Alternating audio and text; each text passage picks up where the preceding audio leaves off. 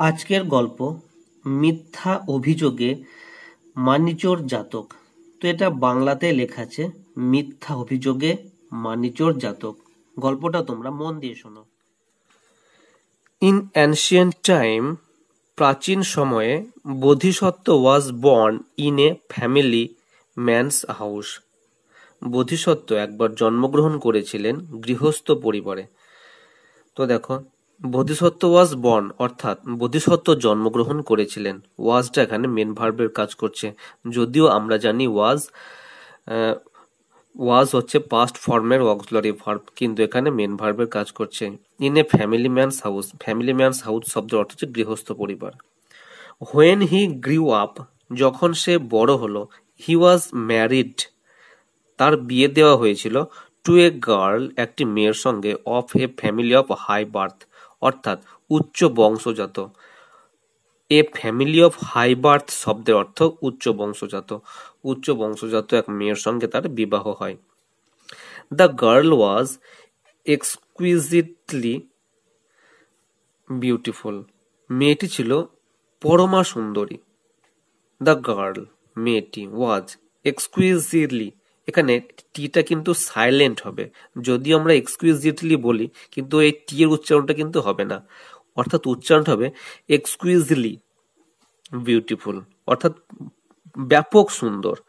To look at, দেখতে, তো মেয়েটা দেখতে ছিল ব্যাপক সুন্দর। দ্য কমপ্লেকশন, কমপ্লেকশন শব্দের অর্থ হচ্ছে গিয়ে তার বর্ণ বা তার বর্ণের প্রতিফলন। দ্য কমপ্লেকশন, তার বর্ণ, অফ হার বডি, তার দেহের বর্ণ, was like the gold colour, একদম সোনার মতো। The name of that girl was Sujata, সে মেয়েটির নাম ছিল Sujata. Being married to that girl, এই মেয়েটিকে বিয়ে করে, Bodhisattva was passing his days, Bodhisattva তার দিনগুলি অতিক্রান্ত করছিল, গ্রেট জয় অ্যান্ড হ্যাপিনেস, খুব আনন্দ এবং সুখের সঙ্গে। অর্থাৎ ওই মেয়েটিকে বিয়ে করে বোধিসত্ত্ব খুব আনন্দ এবং সুখের সঙ্গে দিনগুলো অতিবাহিত করছিল। আফটার মেনি ডেজ, অনেকদিন পর, Sujata wish to go her father's house, Sujata ইচ্ছা প্রকাশ করলো যে সে তার বাবার বাড়ি যাবে। সুজাতা উইস্ট মানে কি ইচ্ছা প্রকাশ করা, টু গো যাবে, টু হার ফাদার্স হাউস তার বাবার বাড়িতে। সো বোধিসত্ত্ব স্টার্টেড হিজ জার্নি, সুতরাং বোধিসত্ত্ব যাত্রা শুরু করলো, in a cart towards his father in lodge house, একটা গরুর গাড়িতে করে তার শ্বশুরালয়ের দিকে। কার্ট মানে গরুর গাড়ি, টুয়ার্ডস মানে দিক, হিজ ফাদার ইন লস শব্দের অর্থ হচ্ছে শ্বশুর।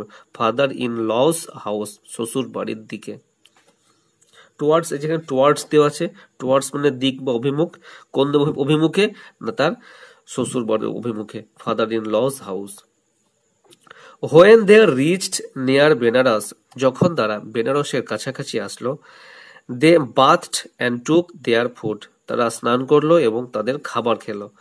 দেন বোধিসত্ত্ব রোড দ্য ব্লক কার্ট, তারপর বোধিসত্ত্ব গরুর গাড়ির ওপর আরোহণ করলো। দেখো, রোড আরোহণ করা, কোথায়? দ্য ব্লক কার্ট শব্দের অর্থ হচ্ছে গরুর গাড়ি। অ্যান্ড স্টার্টেড দ্য কার্ট, এবং সে গাড়িটি চালানো শুরু করলো। Sujata began to follow him on foot, Sujata তার পিছন পিছন তাকে হেঁটে অনুসরণ করছিল। সুজাতা বিগেন মানে শুরু করা, টু ফলো অর্থাৎ অনুসরণ করা, হিম তাকে, অন ফুট পায়ে হেঁটে, অর্থাৎ সুজাতা পায়ে হেঁটে তাকে অনুসরণ করছিল। Her father's house was not so much at a distance, তার বাবার বাড়ি এখান থেকে খুব বেশি দূরত্বে ছিল না। তো হার ফাদার্স হাউস, ফাদারের সঙ্গে এস লেগে আছে, অর্থাৎ এর বোঝাচ্ছে। হার ফাদার্স হাউস, তার বাবার বাড়ি, was not so much at a distance, খুব বেশি দূরে ছিল না। অ্যাট দ্যাট টাইম, ঠিক সেই সময়, the king of Benares was passing, বেনারসের রাজা তাদের পাশ দিয়ে যাচ্ছিল। Riding on a elephant's back, আর সে আরোহণ করেছিল একটা হাতির পিঠের উপর। রাইডিং মানে আরোহণ করা, অন অ্যান এলিফ্যান্টস ব্যাক অর্থাৎ হাতির পিঠের উপরে। হোয়েন হি স সুজাতা, যখন সে সুজাতাকে দেখল, he became charmed at her incomparable beauty, তার এই অতুলনীয় সৌন্দর্য দেখে সে মুগ্ধ হয়ে গেল। তো দেখো, বিকেম মানে হওয়া, চার্মড মানে মুগ্ধ বা জাদুমুগ্ধ, অ্যাট হার আনকম্পারেবল বিউটি অর্থাৎ অতুলনীয়, যেটা কারোর সঙ্গে তুলনা করা হয় না, সেরকম সৌন্দর্য দেখে সে মুগ্ধ হয়ে গেল। He told one of his followers, সে তার একজন অনুগামীকে বলল, to inquire whether that beautiful woman was accompanying her husband or not, যে ওই মহিলাটা, ওই সুন্দরী মহিলাটা তার স্বামীর সঙ্গে আছে না নেই।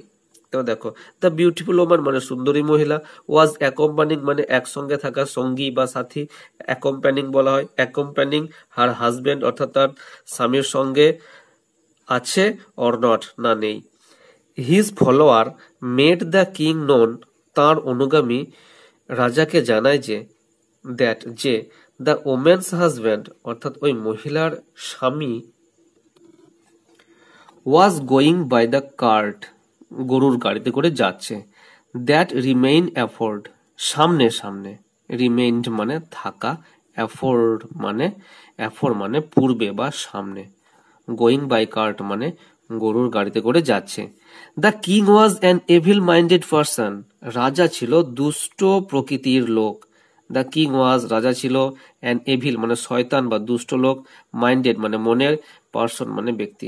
হি থট সে ভাবল, somehow that man in the cart, যেভাবেই হোক গরুর গাড়িতে চড়েছে ওই লোকটিকে, has to B proved guilty, তাকে দোষী প্রমাণিত করতে হবে, অফ এনি অফেন্স যে কোনো অভিযোগে, and he was to be beheaded এবং তার শিরচ্ছেদ করা হবে।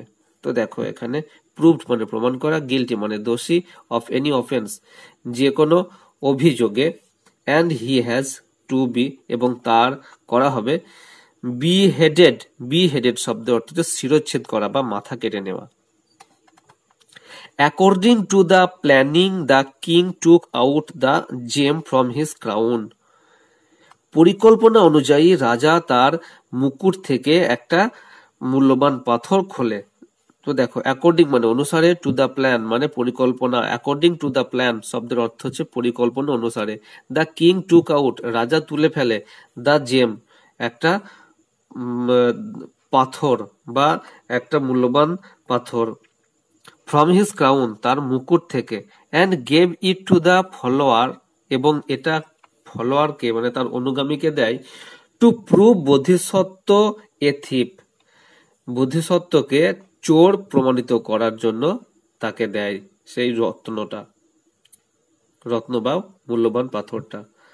কি বলছে, gave it to the follower, এটা তার অনুগামীকে দেয় বা তার যে অনুগামী বা তার যে চাকর আছে তাদেরকে দেয়, টু প্রুভ প্রমাণ করতে, বোধিসত্ত্ব এ থিপ বোধিসত্ত্ব একজন চোর।